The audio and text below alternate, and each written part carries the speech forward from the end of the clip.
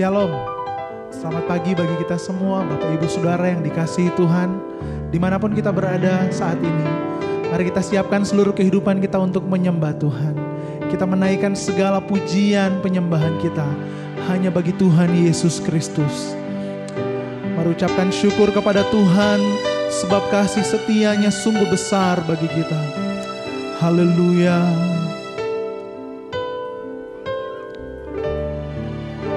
Kami menaikkan pujian kami di hadapan hadirat-Mu Tuhan. Haleluya.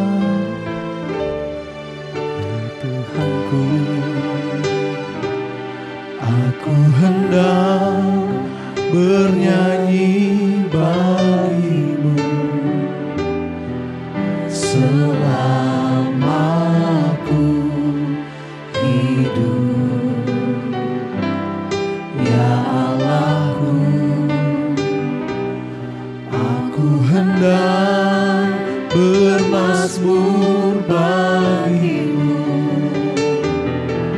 selagi ku ada,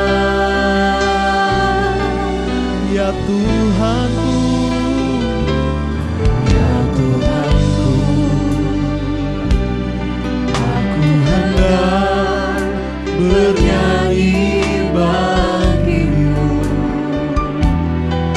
selama aku hidup, ya Allahku, ya Allahku.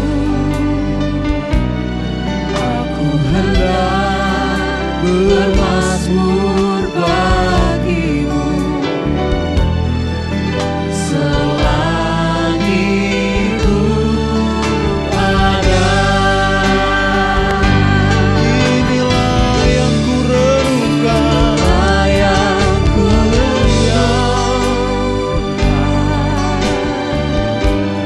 setiap waktu. Nyanyian pujian dan pengagungan kepadamu,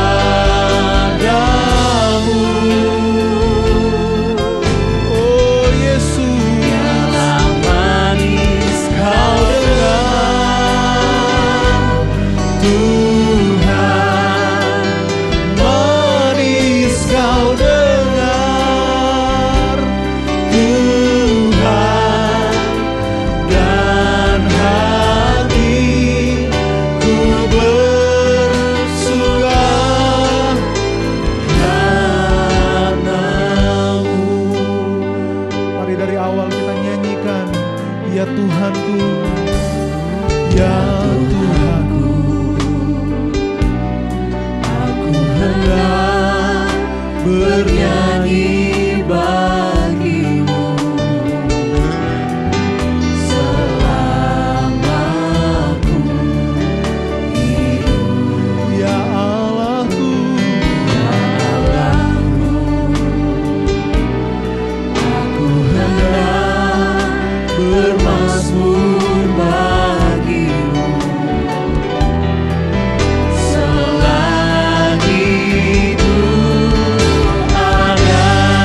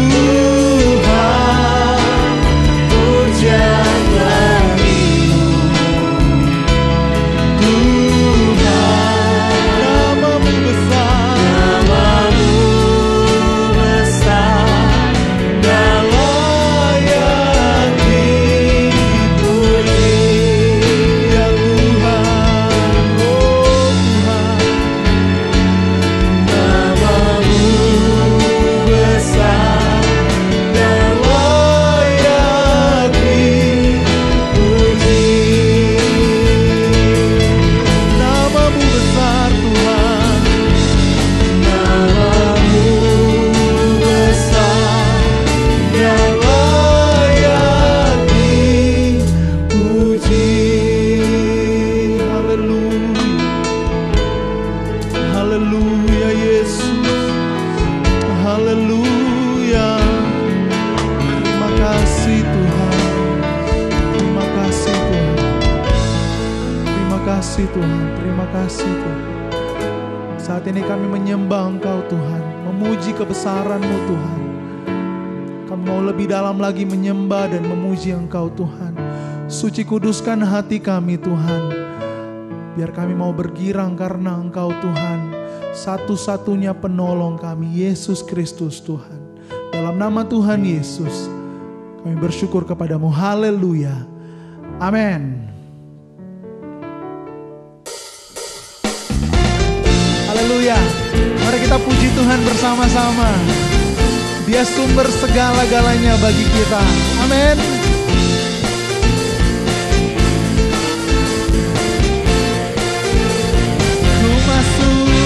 Ku masuk ke dalam hadirat Tuhan dengan nyanyi yang baru, membawa korban ucapan syukur bagi Raja-Ku, memuji, menyembah, berdoa.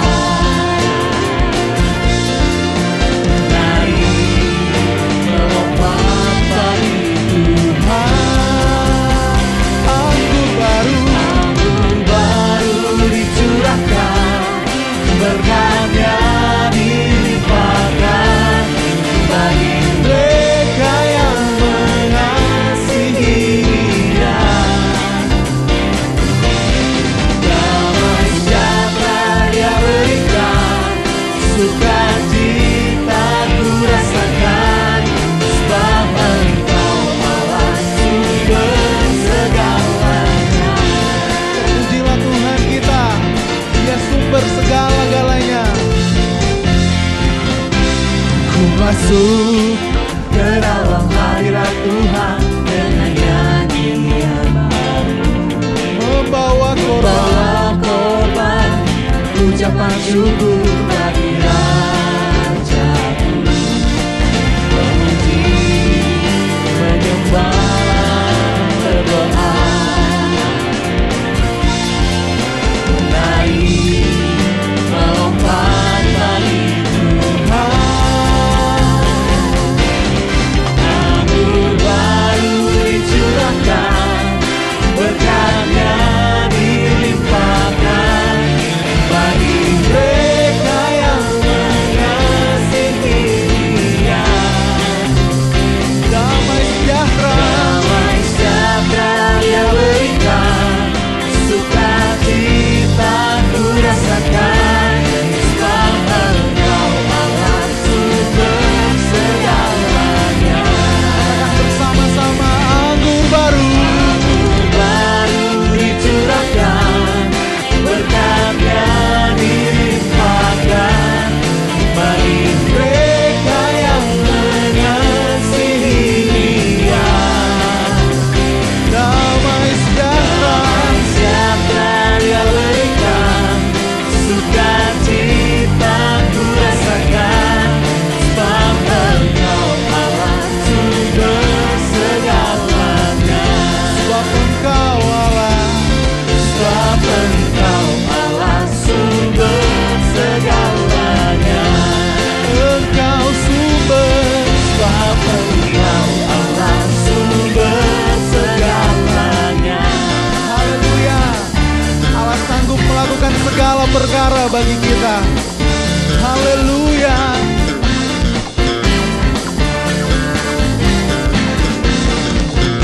Mari nyanyikan bersama-sama. Marilah pernah dilihat mata,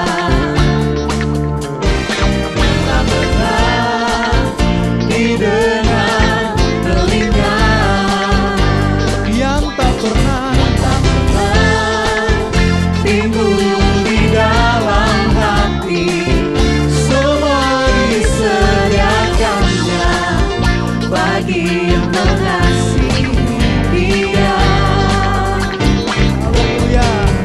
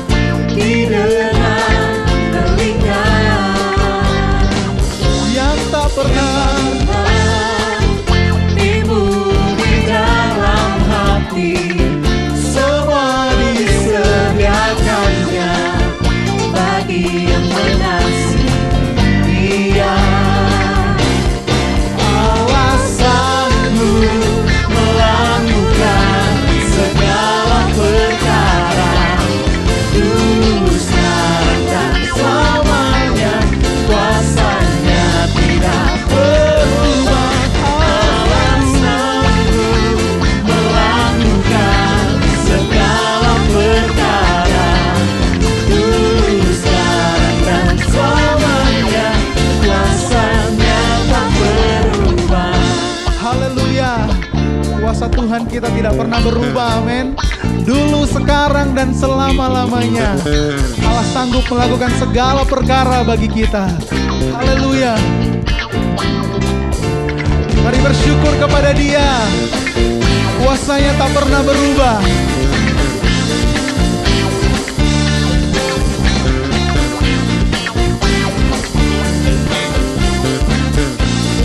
Sama-sama nyanyikan. Allah sanggup melakukan segala perkara, dulu, sekarang, dan selamanya. Kuasanya tidak berubah. Allah sanggup melakukan segala perkara, dulu, sekarang, dan selamanya. Kuasanya tak berubah. Sekali lagi, Allah sanggup melakukan segala perkara, dulu, sekarang, dan selamanya. Kuasanya tidak berubah. Allah sanggup melakukan segala perkara, dulu, sekarang, dan selamanya.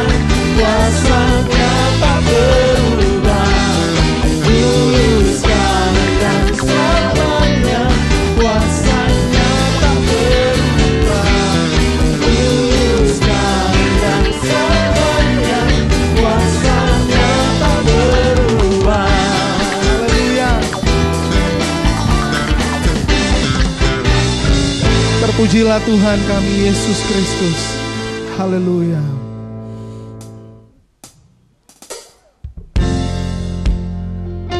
Kami siap menerima kebenaran firman-Mu, Tuhan. Kau yang membentuk kami, Tuhan. Pujilah nama-Mu, Tuhan.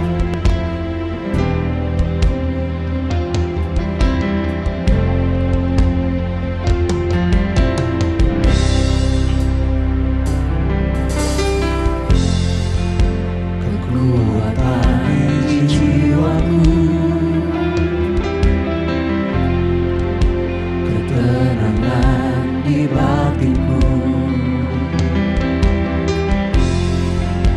ada dalam hadirat-Mu, ku menyembah-Mu.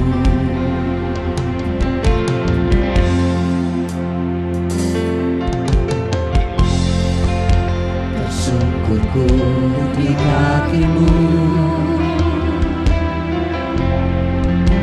rasakan hadirat-Mu.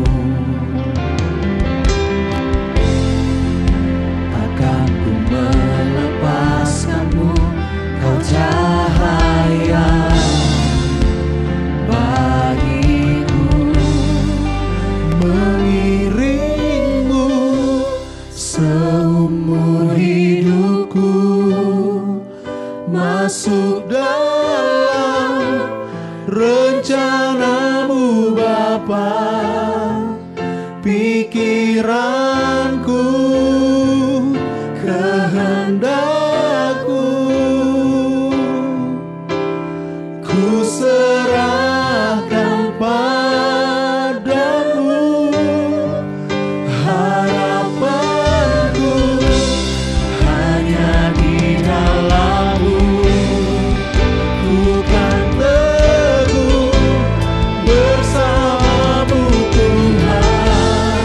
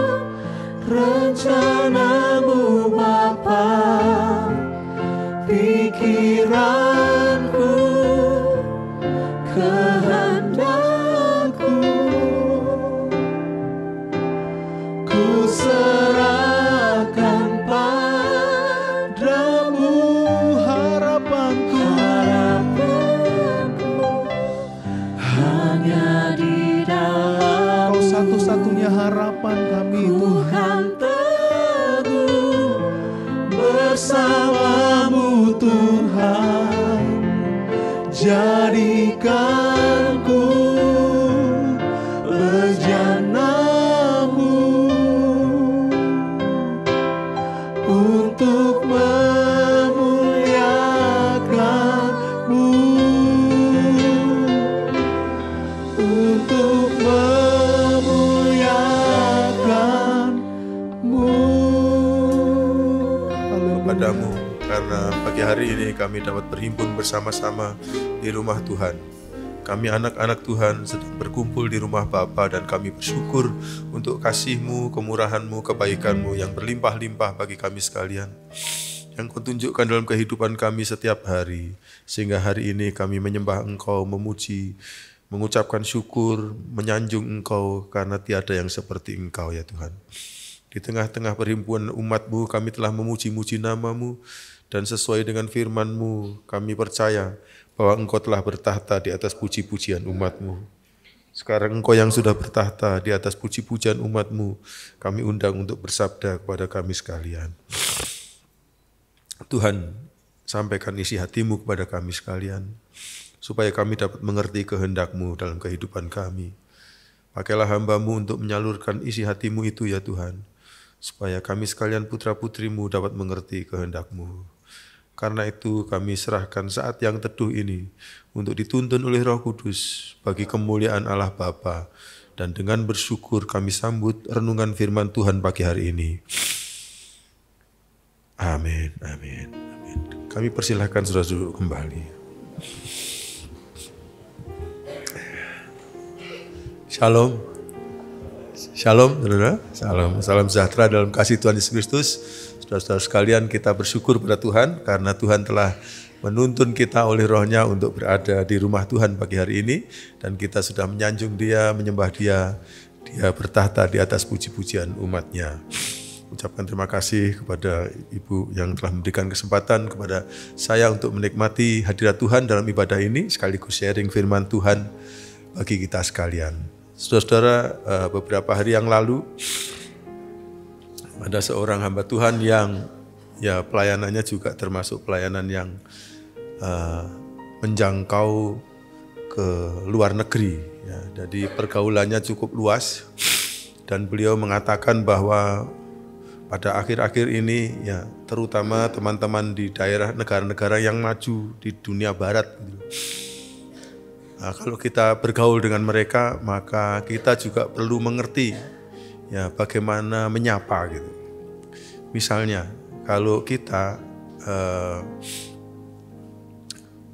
menyapa orang laki-laki tunggal ya, seorang diri gitu.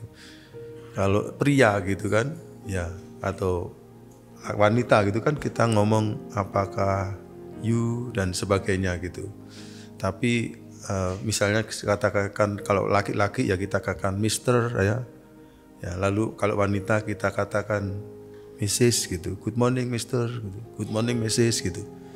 Tapi ternyata sekarang ada orang-orang tertentu di dunia barat yang kalau disapa mereka maunya sesuai dengan kehendak mereka, ya, yang berkenan kepada mereka. Walaupun dia laki-laki gitu.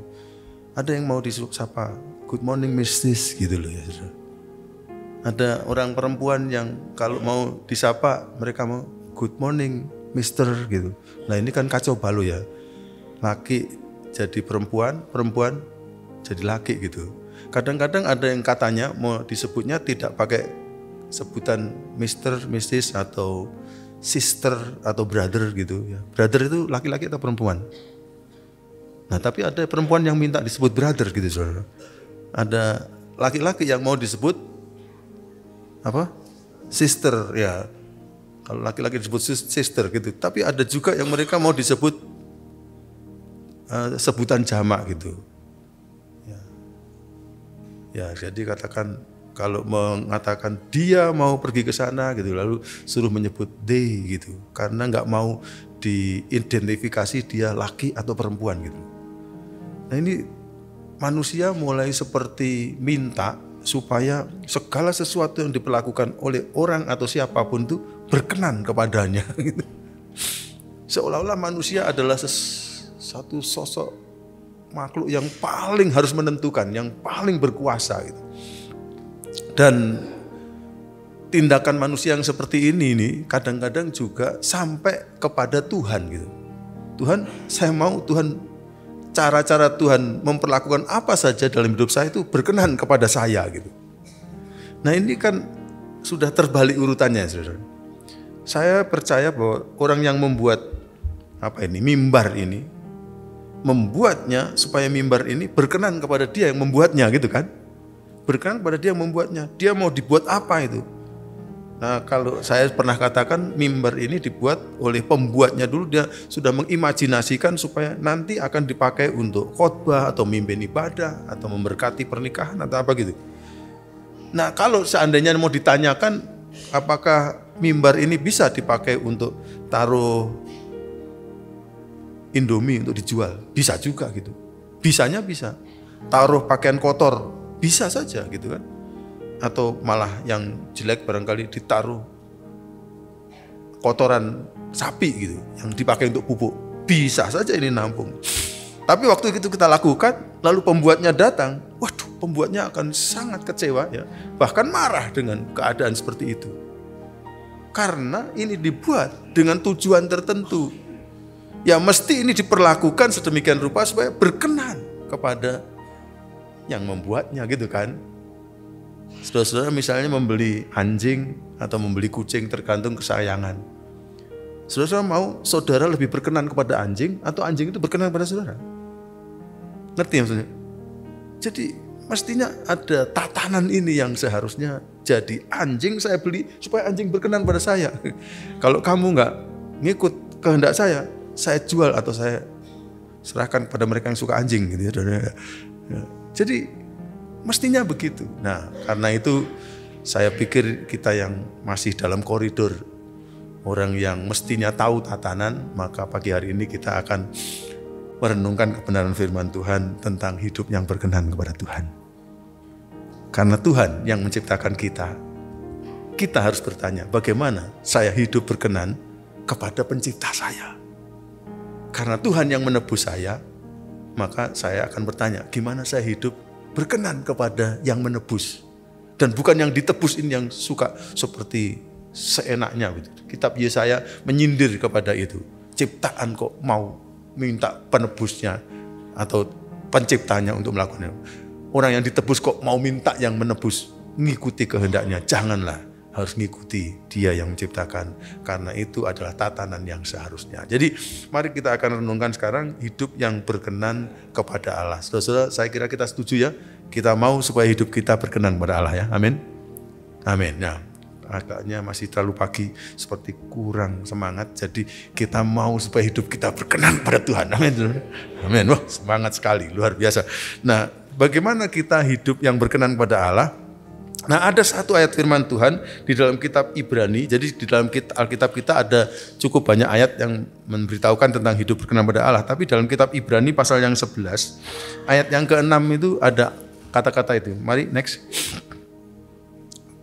Apa saudara? Tanpa iman tidak mungkin orang berkenan kepada Allah. Jadi kalau begitu, kalau kita mau hidup berkenan kepada Allah, berarti kita harus apa? Beriman.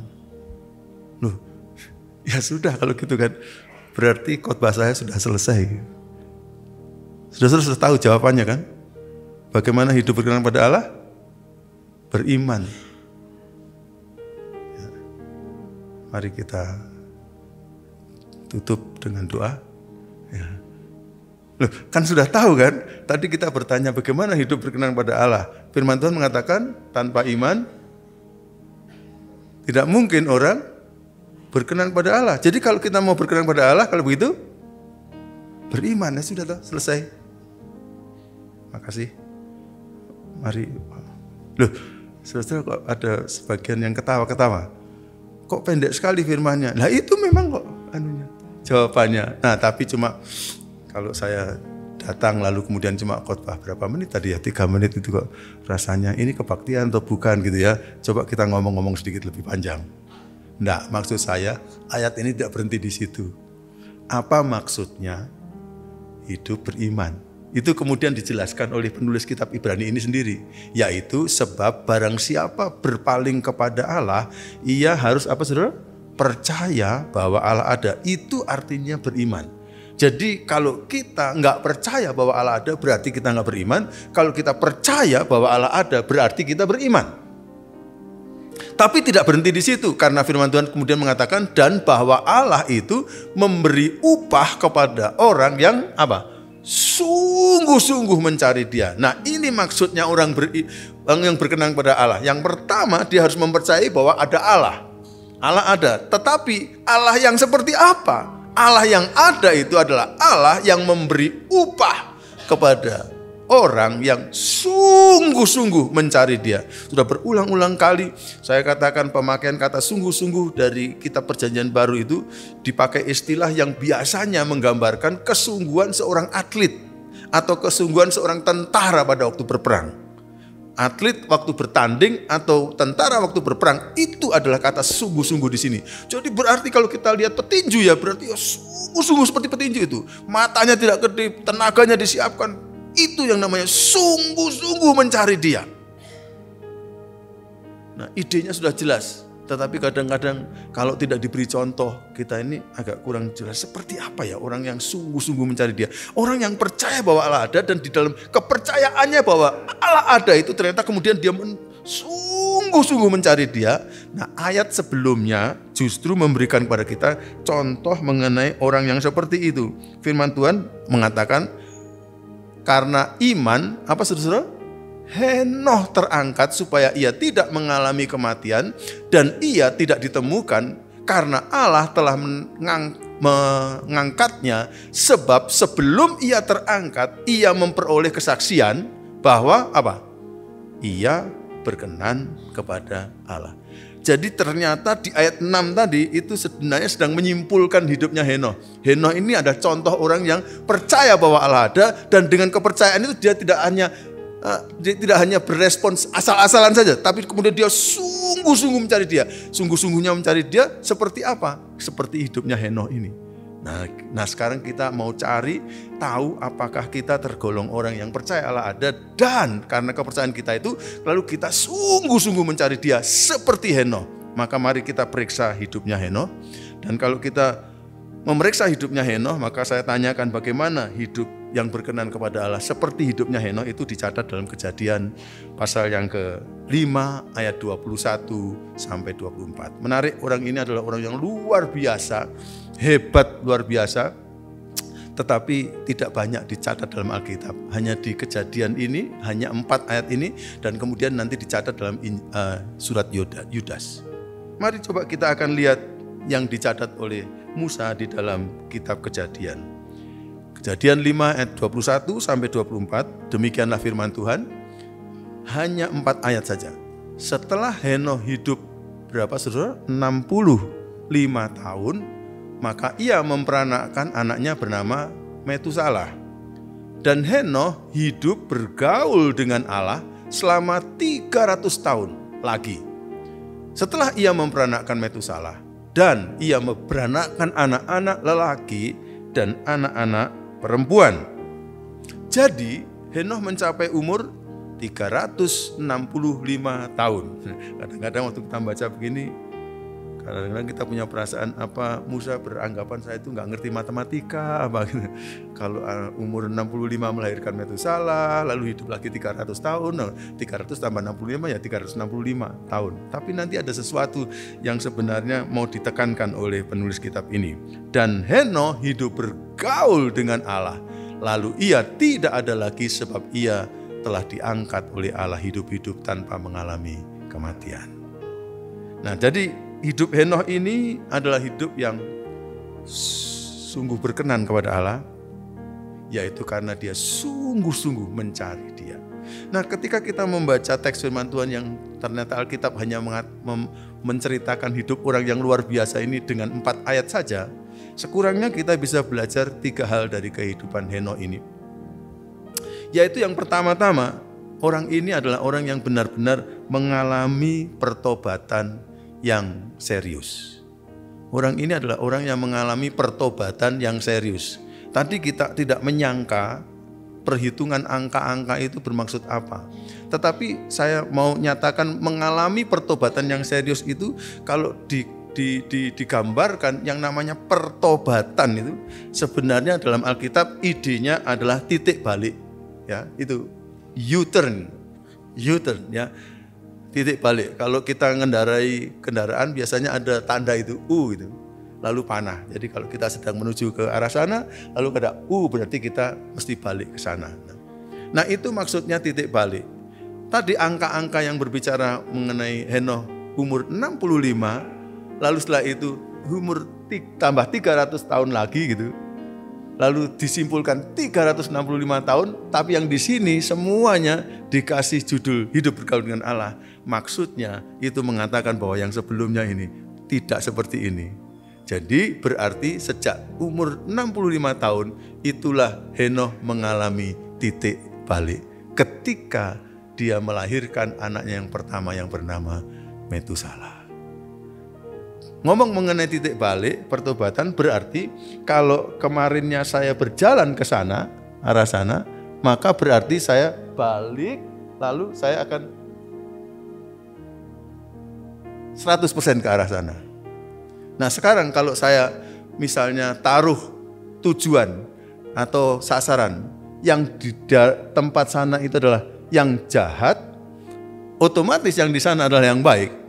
Maka kalau hidup saya kemarin itu mengarah kepada yang jahat, maka yang namanya mengalami titik balik, mengalami pertobatan berarti 100% dia membelakangi yang jahat dan dia menghadapkan hidupnya kepada yang baik.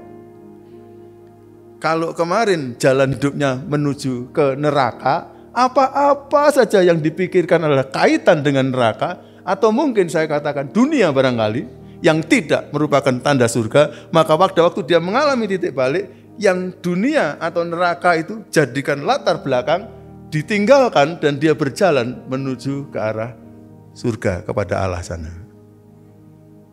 Makanya dahulu pada waktu kita masih sederhana, ada nyanyian yang sebenarnya bagus sekali, punya arti.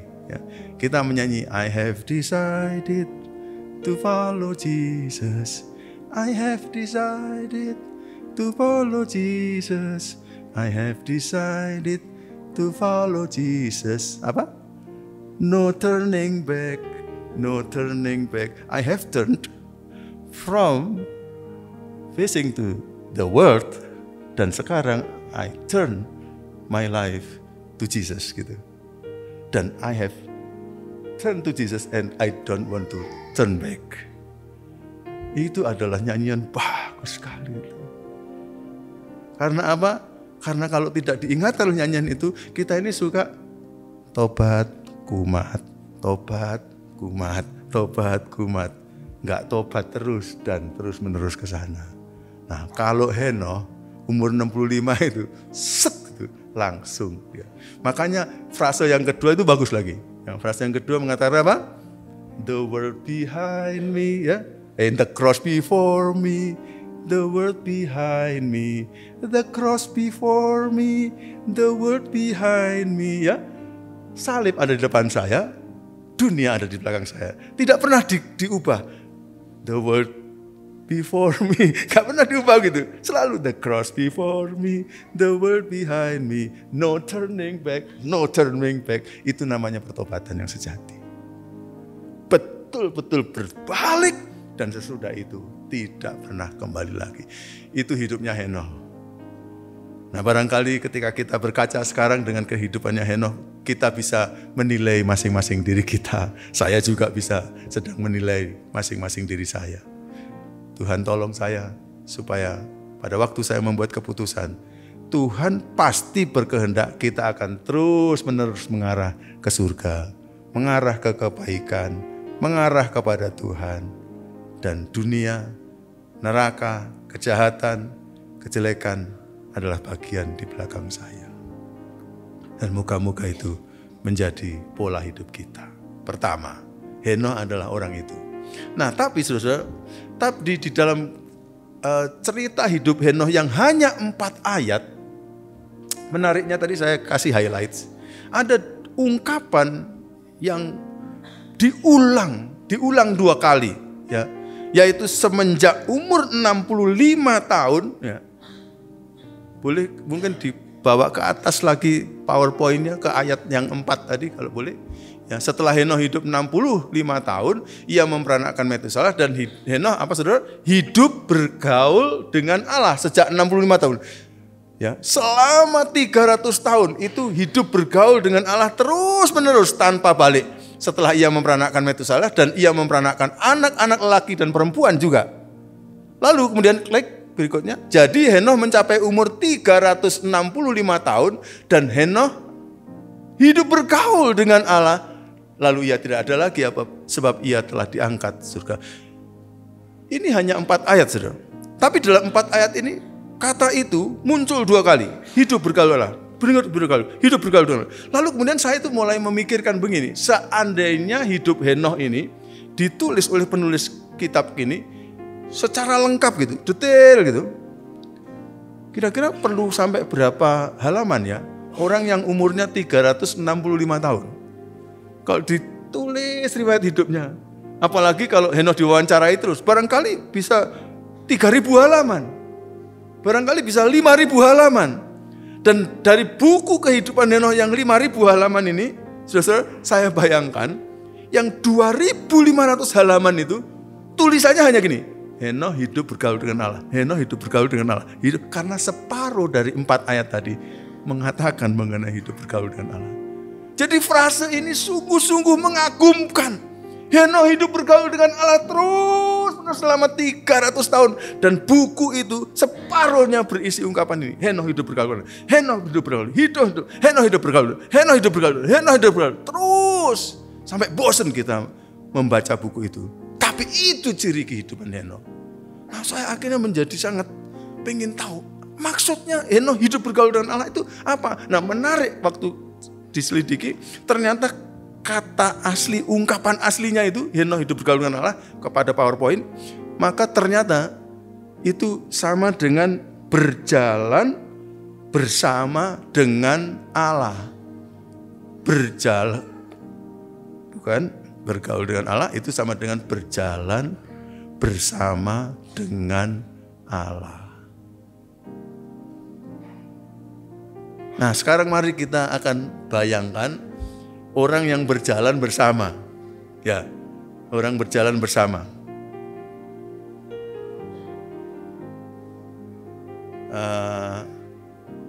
Misalnya saya sama Pak Arlen gitu. Berjalan bersama. Gadot berjalan bersama dengan Pak Arlen. Kira-kira untuk bisa terus-menerus berjalan bersama, menuntut apa saja? Saya menemukan beberapa hal yang membuat saya dan Pak Arlen bisa terus berjalan bersama-sama. Dan kebetulan kalau seandainya saya bisa ada waktu yang banyak sekali, masing-masing poin ini ada dukungan Alkitabnya gitu. Tapi pagi ini kita nggak bisa melihat dukungan Alkitabnya karena terlalu banyak. Tapi saya yakinkan dari logika juga kita bisa pahami. Saya sama Pak Arlen mau berjalan sama-sama, lalu kita mulai ngomong, Pak Arlen, ayo jalan sama-sama. Iya Pak. Pak mau kemana? Oh saya mau ke Surabaya gitu. Oh iya ya. Terus saya ngomong, Pak saya mau ke Blitar gitu. Kira-kira apakah saya bisa berjalan sama-sama dengan Pak Arlen? Pak Arlen kemana? Surabaya. Saya ke Blitar. Jadi bisakah saya berjalan sama-sama? Enggak bisa. Karena apa? Klik yang pertama. Tujuannya harus sama. Hanya kalau tujuannya sama, maka kita bisa jalan sama-sama. Pak Arlen ngotot ke Surabaya. Jadi saya akhirnya nyerah. Ya wis, supaya kita jalan sama-sama, saya harus mengubah tujuan saya sama dengan tujuannya Pak Arlen. Betul ya, Saudara? Jadi ya Pak, sudah saya setuju kita ke Surabaya. Setuju ya? Surabaya. Nah, dari sini karena tujuannya sama, maka ada kemungkinan kita bisa jalan sama-sama. Cek tujuan kita sama enggak dengan tujuan Allah. Kalau tujuan hidup kita enggak sama dengan tujuan hidup Allah, atau tujuan Allah dalam kehidupan kita, enggak mungkin kita bisa sama-sama. Sangat penting bagi setiap ciptaan untuk bertanya kepada Tuhan, Tuhan, apa tujuanmu dalam hidup saya? Dan saya mau ngikut tujuanmu itu supaya aku bisa jalan sama-sama. Nah, saya sudah tobat, saya balik. Oke Pak Arlen, kita jalan ke Surabaya. Belum tentu ternyata kalau tujuannya sama, tapi kalau klik caranya nggak sama, belum tentu saya jalan sama-sama. Pak Arlen, kita ke Surabaya ya. Pak mau pakai apa Pak? Pakai mobil saja tuh Pak Gadut. Oh iya ya. Tapi saya mau pakai sepeda Pak. Loh, kalau Pak Arlen pakai mobil, saya pakai sepeda, caranya nggak sama. Nggak mungkin kita bisa jalan sama-sama. Nggak bisa. Caranya yang sama itu juga berbicara mengenai jalurnya. Pak Arlen ke Surabaya mau lewat mana? Oh ya biasa Pak, Singosari, terus Lawang, terus Pandaan, terus Surabaya. Oh enggak, aku mau lewat Lumajang Pak gitu. Ya jadi guyu toh ya. Karena kan ini kan memang perbedaan cara. Saya mau lewat Lumajang. Jadi walaupun tujuannya sama, tapi kalau jalurnya nggak sama, caranya nggak sama, maka kita nggak akan jalan sama-sama. Itu berarti Henoh selalu bertanya kepada Tuhan, Tuhan, cara mencapai tujuan yang ini bagaimana Tuhan? Cara mencapai tujuan hidup yang pendek-pendek ini gimana Tuhan? Caranya tanya kepada Tuhan. Dan dia selalu coba ngikuti caranya Tuhan. Cek hidup kita. Walaupun kita tujuannya sama, apakah caranya sudah menjadi caranya Tuhan? Atau cara kita yang bertentangan dengan cara Tuhan? Kalau cara kita bertentangan dengan cara Tuhan, walaupun tujuan kita sama, sebenarnya kita tidak sedang berjalan bersama-sama dengan Tuhan. Nah ini sekarang saya tobat lagi. Pak Arlen, ya wis aku tobat. Udah Pak, pakai apa Pak? Mobil. Lewat mana Pak? Singosari, Lawang dan seterusnya. Ya sudah, saya setuju pakai mobil. Lewatnya Singosari, Lawang dan seterusnya. Cuma Bapak bawa mobil sendiri ya? Ya. Iya. Aku juga bawa mobil sendiri ya Pak gitu. Terus lalu kemudian kita jalan. Wah. Tapi walaupun kita sama-sama bawa mobil, ada satu faktor yang ketiga yang membuat saya tidak bisa berjalan sama-sama. Kalau temponya tidak sama. Ya. Nah Pak Arlen ini kalau nyetir kecepatannya biasa 150 km per jam. Nah saya itu kalau nyetir kecepatannya 50 km per jam. Dengan tempo yang tidak sama ini, tidak mungkin kami akan bisa sama-sama walaupun tujuannya sama dan caranya sudah sama. Tapi kalau temponya sama, minimal kita bisa buka jendela dan ngomong di tengah jalan karena kita jalan sama-sama. Tapi karena temponya nggak sama, nggak mungkin akan terjadi kebersamaan.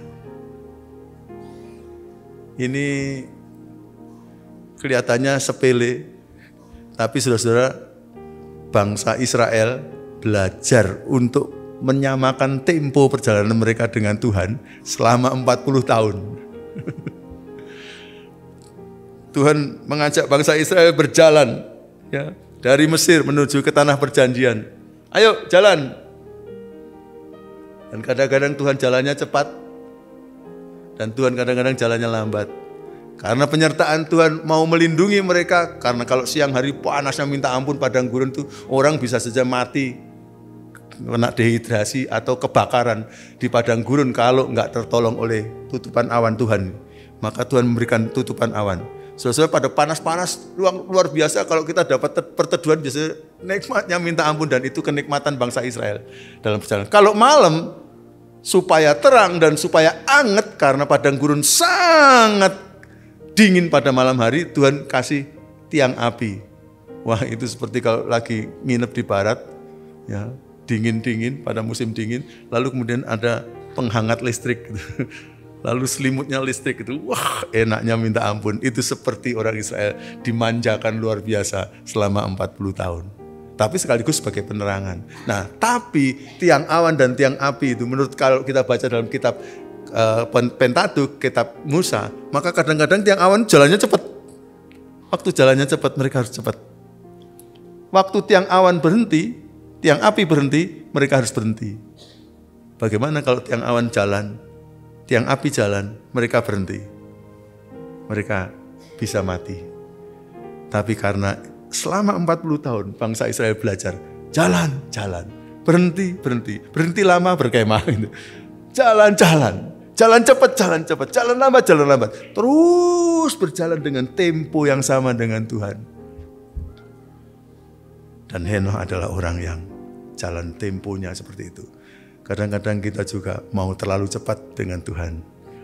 Atau kadang-kadang waktu Tuhan cepat, kita terlalu lambat. Dan kita tidak sama dengan temponya Tuhan. Kelihatannya kecil, tapi bagi Henokh, ini adalah style atau gaya hidup sehari-hari Henokh. Hidup dengan temponya Tuhan. Jadi berarti sangat luar biasa Henokh itu bergaul dengan Allah. Tujuannya sama. Lalu akhirnya saya menyerah kepada Pak Arlen. Yes, Pak Arlen, udahlah kita pakai mobil yang sama aja dengan Pak Arlen. Kita ke Surabaya sama-sama. Kecepatannya kan pasti sama. Tujuannya sama. Caranya sama. Belum tentu, saudara. Kita bisa ada di mobil yang sama dengan tujuan yang sama, dengan cara yang sama seperti itu. Temponya sama, tapi kalau yang keempat, klik. Hatinya nggak sama, itu nggak juga jalan sama-sama. Kebetulan Pak Arlen itu kesukaannya adalah bangunan gitu ya. Dan kemudian mobil-mobil, jenis-jenis mobil gitu. Misalnya gitu, saya nggak tahu juga. Tapi kesukaan saya itu adalah pemandangan dan sungai. Pak Arlen nyetir, saya di sebelah kirinya. Lalu kita mulai bercakap-cakap. Pak Arlen ngomong, Pak Garut itu bangunan tuh, itu luar biasa bagus loh, kuat Pak Garut. Itu cara bikinnya gini. Iya Pak Arlen, itu sungai lah. Saya ngomong gitu. Itu saya ngerti saudara ya. Saya ngomong, itu sungai itu loh Pak, kekuatannya kira-kira begini. Terus Pak Arlen ngomong lagi, itu mobil itu Pak Garut. Waduh, mobil dari seberang itu. Wah, itu luar biasa itu. Itu mahalnya sekian dan sebagainya. Iya benar Pak, itu padi ya Pak ya gitulah. Ngerti saudara? Saya jawabnya selalu saya tanaman dan sungai karena hati saya ada pada situ. Sedangkan Pak Arlen hatinya ada pada mobil dan bangunan. Kelihatannya kecil sekali saudara. Tapi kesamaan minat hati ini kadang-kadang membuat kita tidak bisa jalan sama-sama dengan Tuhan. Tuhan minatnya kekudusan. Kita minatnya penyimpangan. Ketika Tuhan ngajak bicara kekudusan, kita mengatakan bosen. Karena hatinya nggak ada di situ. Tuhan jalannya ketaatan. Kita jalannya pelanggaran. Hati kita ada pada pelanggaran. Dan dengan cara itu, akhirnya soal kecil, kita tidak bisa sama-sama dengan Tuhan. Henokh memiliki 4 ciri kesamaan ini. Sehingga Henokh tiap hari selama 300 tahun berjalan bersama-sama dengan Tuhan. Itu maksudnya ungkapan bergaul dengan Allah. Kiranya Tuhan tolong kita, sehingga kita akan memiliki tujuan yang sama, cara yang sama, tempo yang sama, dan hati yang sama. Rasanya sudah tergerak untuk berdoa, tapi saya masih punya satu renungan lagi. Renungan yang satu lagi ini adalah klik yang ketiga. Sadar terus akan kedatangan Tuhan, itu cirinya Henokh. Jadi Henokh pada waktu 65 tahun bertobat, gitu. Rupanya dia terus-menerus sadar bahwa Tuhan bisa datang. Ini sebenarnya kalau mau dibaca, ini dalam kitab Yudas. Nanti silahkan saudara baca dalam kitab Yudas ya. Yudas itu hanya satu pasal sehingga tidak perlu disebutkan pasalnya. Ya. Jadi dari ayat 13 dan seterusnya itu bicara mengenai Henokh itu. Nah sejak Henokh bertobat 65 tahun itu, selama 300 tahun itu, Henokh terus-menerus sadar akan kedatangan Tuhan. Bisa terjadi kapan saja, saat ini dan sebagainya. Di sana diceritakan bahwa lingkungan hidup Henokh itu orang-orangnya sangat berdosa. Sedemikian berdosanya nanti pada waktu cucunya Henokh kalau nggak salah ya, si Nuh itu hidup sudah nggak bisa ditahan lagi sehingga Tuhan harus menghukum dengan air bah. Jadi biasanya kebejatan manusia itu tidak langsung tahu-tahu ujuk-ujuk bejat gitu, enggak. Tapi biasanya mulai makin bejat sampai akhirnya enggak tertolong gitu. Nah, pada zaman kakeknya si Nuh, si Henokh itu hidup, nah ini sudah ada mulai gradasi kebejatan itu. Jadi lingkungan hidup Henokh itu serba tidak benar di hadapan Tuhan. Tapi Henokh terus-menerus sadar bahwa Tuhan bisa datang kedua kali. Karena Tuhan bisa datang kedua kali ini, maka dia menjaga hidupnya benar terus. Bahkan menariknya, ketika dia tobat itu, dia mempunyai satu cara bagaimana untuk mengingatkan dirinya supaya dia selalu sadar bahwa Tuhan bisa datang kapan saja. Karena itu aku harus hidup benar di hadapannya. Dia menamakan anaknya Metusalah akhirnya. Loh, apa tuh Pak? Kok namanya Metusalah itu kok mengingatkan dirinya? Apa sih artinya Metusalah? Tahu saudara? Metu apa? Metu ya metu Pak. Terus salah? Ngono kok ditakokno Pak Gadut ini. Metusalah lah ngerti. Metune? Metune salah. Mestine metu kono. Lah kok metu kono gitu ya. Itu kan Metusalah Pak.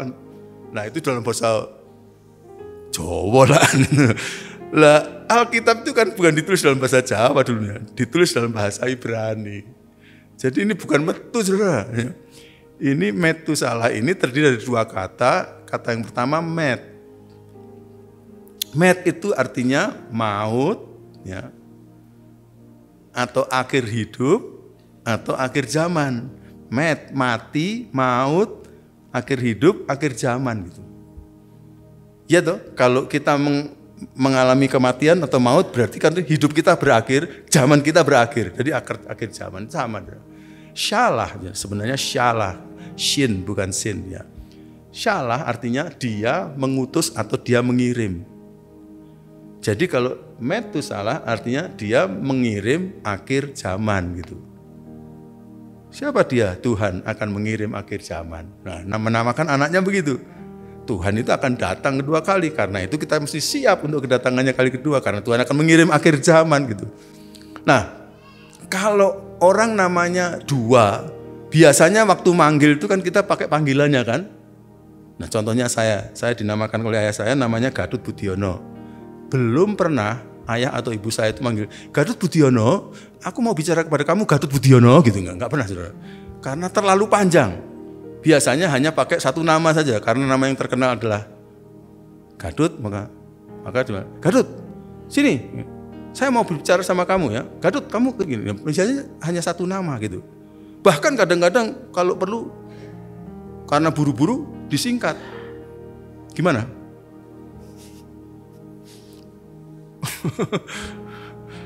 Dut gitu ya. Dut gitu dipanggil. Sangat singkat. Nah kalau ayahnya si Metusalah memanggil dia, nggak mungkin Metusalah, saya mau bicara, nggak mungkin.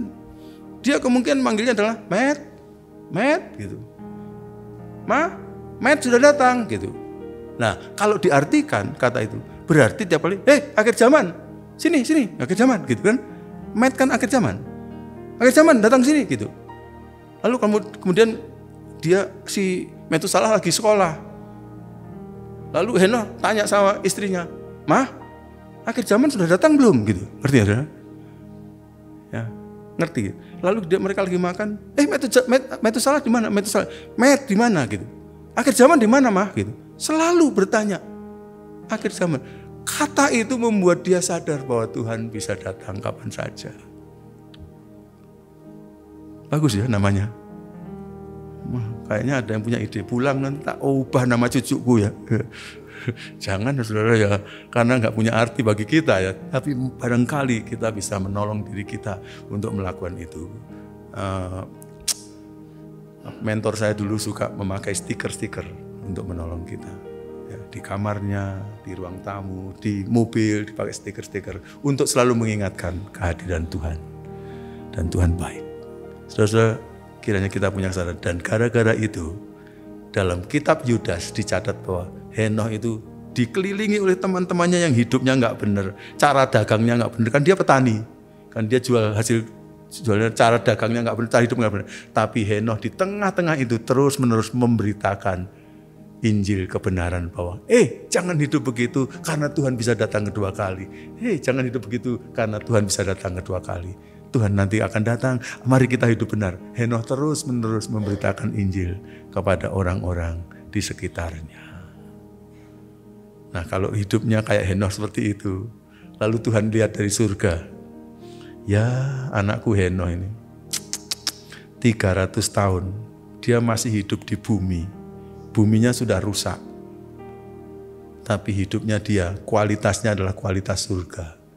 Jadi kalau orang macam begitu, hidup di bumi atau hidup di surga, podo ae. Kalau gitu, ayo nah langsung saja ke surga. Nggak usah mengalami kematian karena kualitas hidup. Walaupun kamu di bumi, tapi kualitas hidupmu sama dengan kualitas hidup di surga.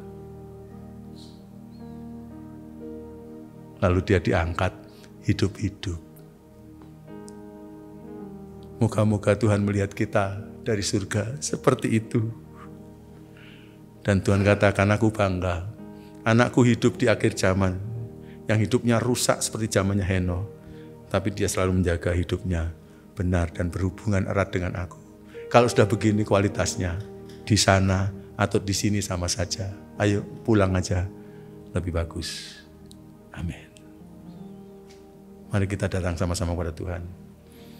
Kita berdiri di hadapan Tuhan, merenungkan firman ini, dan kemudian merespons dalam doa-doa kita. Ku mau seperti-Mu, Yesus, disempurnakan selalu dalam segenap jalanku, memuliakan nama-Mu. Ku mau seperti-Mu, Yesus, mau seperti-Mu, Yesus, disempurnakan selalu dalam segenap jalanku, memuliakan nama-Mu. Tadi saya memulai renungan ini dengan menceritakan sharing dari teman saya, seorang hamba Tuhan. Kayaknya arah zaman itu makin lama makin ke sana. Saya kemudian berpikir bukan hanya diri saya. Tuhan, saya berada di lingkungan seperti ini, apa saya masih bisa hidup seperti Henokh? Tapi saya mulai berpikir mengenai anak saya. Saya mulai berpikir mengenai keturunan anak saya nanti. Dan itu mendatangkan pada saya suatu kerinduan untuk berdoa. Tuhan, saya punya keturunan. Dan saya mau keturunan saya seperti Nuh. Pada waktu orang-orang di sekelilingnya semua bejat, Nuh menjaga hidupnya benar di hadapan-Mu. Kalau ada di antara kita yang rasa kita nggak mampu untuk keturunan kita, kita masih bisa berdoa pagi hari ini. Dan saya undang kita akan sungguh-sungguh membawa keluarga kita, keturunan kita kepada Tuhan pagi hari ini. Supaya apapun yang terjadi di zaman-zaman yang akan datang, keturunan kita tetap berada di hadirat Tuhan. Siapapun yang merindukan pertolongan Tuhan, nyanyi lagu ini sambil mengangkat tangan di hadapan Tuhan. Haleluya. Ku mau seperti-Mu, Yesus. Haleluya. Ku mau seperti-Mu, Yesus, disempurnakan selalu dalam segenap jalanku, memuliakan nama-Mu, memuliakan nama-Mu, memuliakan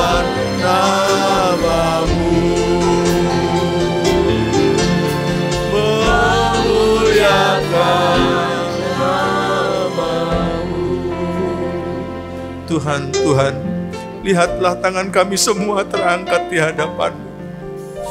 Karena tidak ada di antara kami yang sanggup menguasai masa depan. Tapi Engkau adalah Allah yang kekal. Bagi-Mu tidak ada kegelapan sama sekali.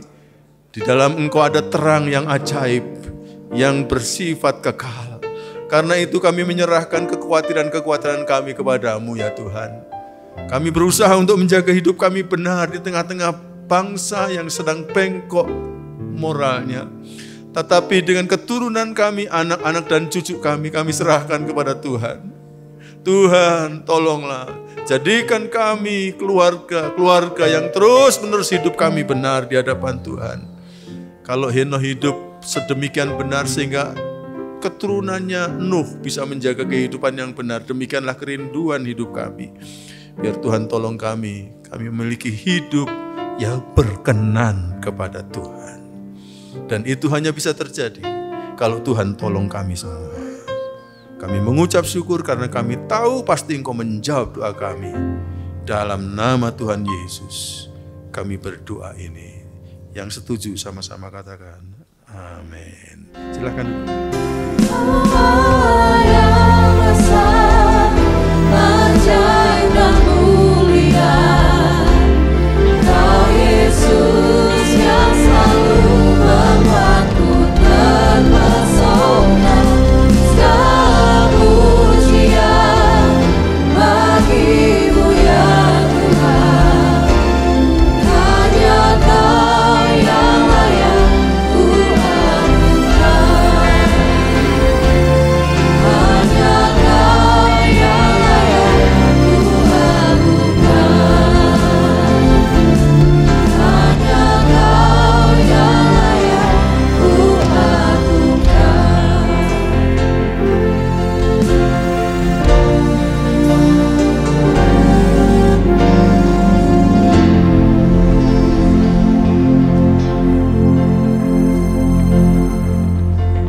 Ya Tuhan, hadirat-Mu tetap menyertai mereka untuk memberkati setiap rumah tangga mereka, seluruh anggota keluarga mereka. Berkatilah usaha dan mata pencaharian umat-Mu. Berkatilah roti dan air mereka. Berkatilah umat-Mu ini dengan kekuatan dan kesehatan. Sesungguhnya Engkau sangat mengasihi umat-Mu. Seluruh umat-Mu ini ada di dalam telapak tangan-Mu, dan tak seorang pun dapat merampas mereka, domba-domba-Mu ini, dari dalam tangan-Mu. Hamba-Mu berdoa, bawalah seluruh sidang jemaat-Mu ini semakin hari semakin dekat kepadamu, semakin mengasihi Engkau ya Tuhan, sehingga mereka boleh tiba di puncak bukit kesucian-Mu dan memandang wajah-Mu yang indah. Kini sidang jemaat yang dikasihi Tuhan, Allah yang kekal adalah naungan-Mu, dan lengannya yang abadi menopang Engkau. Tuhan memberkati Engkau dan melindungi Engkau. Tuhan menyinari Engkau dengan wajah-Nya, serta memberikan Engkau kasih karunia. Tuhan menghadapkan wajah-Nya kepadamu dan memberikan engkau damai sejahtera di dalam berkat nama Tuhan Yesus Kristus. Amin.